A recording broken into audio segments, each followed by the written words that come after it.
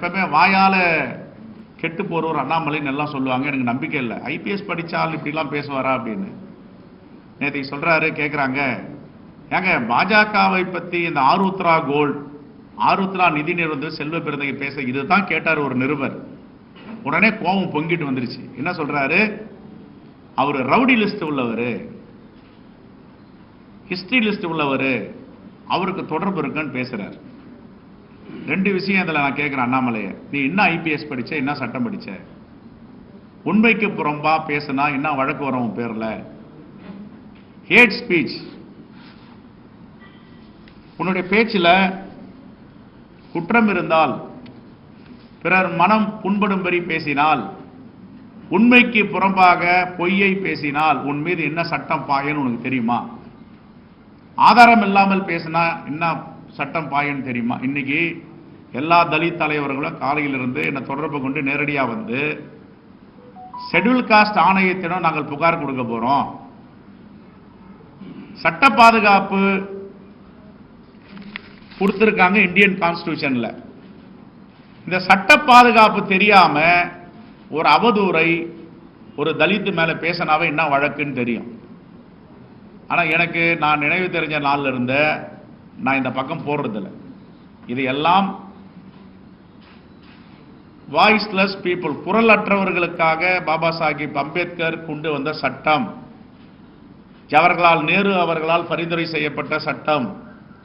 இந்த சட்டத்தை படித்தவர்கள், விவரம் உள்ளவர்கள் பயன்படுத்தக்கூடாது.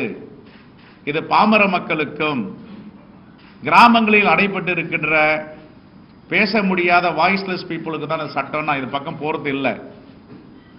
ஒரு வேளை நான் இந்த புகாரை கொடுத்தா, அண்ணாமலை சட்டத்தில் எங்களுக்கு சட்ட பாதுகாப்பு இருக்கு,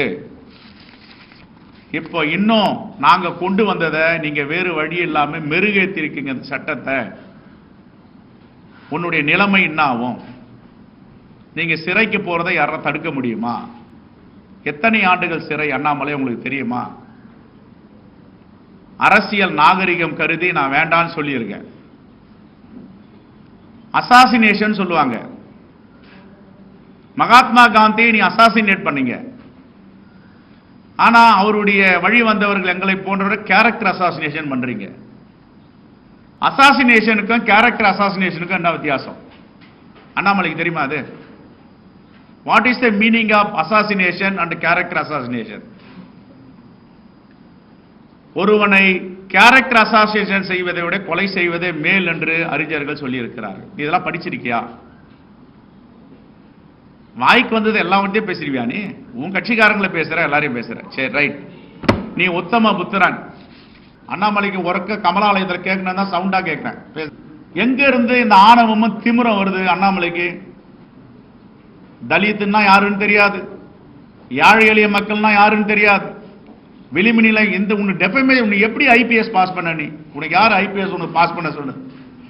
என்ன ஐபிஎஸ் பாஸ் பண்ண? நீ ஒரு ஐபிஎஸ் படிச்ச காவல்துறை அதிகாரி குற்றவாளி கிட்ட வரானா தூரம் நிடா அப்படின்னு எல்லா குற்றவாளிகளையும் ரவுடிஸ்ல இருக்கிறவன்லாம் சேர்த்துட்டு கட்சி நடத்திக்கணும். நீ சட்ட ஒழுங்கை பத்தி பேசுற. இப்ப பத்திரிகைலாம் இருக்கீங்க, 3 தவறு பண்ணி இருக்கார். ஒரு தவறு ஏட்டட் ஸ்பீச், அவதூறு பேச்சு. 2வது, ஒருவர் மனம் புண்படும்படி பேசினால் என்ன தண்டனை? அவதூறாக குற்றம் சாட்டப்பட்டால் என்ன தண்டனை? வன்கொடுமை தடுப்பு சட்டத்தின் கீழ் உன்னுடைய அவதூறு பேச்சு வருமா வராதா? உன் சட்ட ஆலோசகர்கிட்ட போய் கேளுங்க. எங்க கிட்ட ஒரு நீதி அரசர் இருக்கார், ஓய்வு பெற்ற நீதி அரசர், காங்கிரஸ் கட்சியில் இருக்கார். அவர் இப்ப எக்ஸ்பிளைன் பண்ணுவார் என்னென்ன தவறு அண்ணாமலை செஞ்சிருக்காரு. என்ன போய் ஹிஸ்டரி ஷீட்டர் இன்றிய, ரவுடி ஷீட்டர் இன்றிய எங்கேயாவது உன்னால ப்ரூவ் பண்ண முடியுமா? எங்கேயாவது ப்ரூவ் பண்ண முடியுமா? சொல்லுங்க. ஏதாவது ஒரு ஸ்டேஷன்ல நான் பிறந்தது முதல் இன்று வரை எங்கேயாவது ஒரு இடத்துல இவர் வந்து இந்த வழக்கில் சம்பந்தப்பட்ட குற்றவாளி சொல்லு, எங்கேயாவது சொல்லு. History sheeter, rowdy sheeter, defamation என்னன்னு சொல்லுங்க. நீ என்ன ஐபிஎஸ் படிச்சிருப்ப? கான்ஸ்டபிள் கேட்டா சொல்லுவான் what is the meaning of history sheeter, rowdy ஷீட்டர்னு. இதுதான் அண்ணாமலையுடைய அநாகரிகமான அரசியல். எனக்கு தெரியாதுங்கண்ணா. ஏன்னா செல்வ பிறந்தகை அவர் வந்து ஒரு முன்னாள் ரவுடி ஷீட்டர் அப்படிங்கிற முறையில அவருக்கு தெரிஞ்சிருக்கலாம், எனக்கு தெரியாது. ஏன்னா நான் வந்து ஒரு ரவுடி ஷீட்டர் கிடையாது. அதனால செல்வ பெருந்தகை அப்படி யாராவது சொல்லிட்டு செஞ்சாங்களா, இல்ல செல்வ பெருந்தகை தமிழ்நாட்டில் எல்லா ரவுடியும் மானிட்டர் பண்றாரா, இல்ல ஒரு செல்வ பெருந்தகையோட அடிஷனலா தமிழ்நாட்டுடைய டிஜிபி பொறுப்பேற்றிருக்காரான்னு எனக்கு தெரியாது. எங்கிட்ட யாரும் சொல்லவில்லை. அப்படிப்பட்டவங்களுக்கு பாரதிய ஜனதா கட்சியில இடமும் இல்லை. அதனால செல்வ பெருந்தகை இருந்தாங்கன்னா அவங்ககிட்ட நீங்க தான் கேட்கணும். ஏன்னா ஒரு முன்னாள் ரவுடி ஷீட்டர் அப்படிங்கிற முறையில அவருக்கு ஒரு நெட்வொர்க் இருக்கா அப்படிங்கறது காவல்துறை தான் செக் பண்ணுங்கண்ணா.